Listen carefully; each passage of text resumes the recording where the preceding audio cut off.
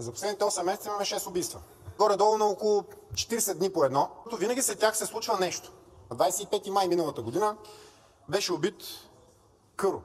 4 дни по-късно, на 29 май, доста мистериозно загина работодателят на Лена Бориславова и Никола Минчев – Джингов. На 3 юни, 4 дни по-късно, т.е. тук през 4 дни имаме поредица. Също така много загадъчно Ангел Христов, бившия брат Галев, изведнъж се оказа, че издирван в целия свят, умрял в родното село България от инфаркт. Но след 4 дни, всъщност след 3 дни, имаме едно паметно събитие. На 6 юни беше съставено българското правителство. Средата на август месец, 16 август, беше убит Алексей Петров. На 17 август излезе информация, че Пепе Еврото и той бил починал от инфаркт, също като брат Галев. Васил Божков беше докаран в България. И стигаме до 31 януари. Убийството на така наречения нотариус. Кой ще е следващия убит? И дали наистина не седи тук в залата в момента? Или в момента липсва от първия ред?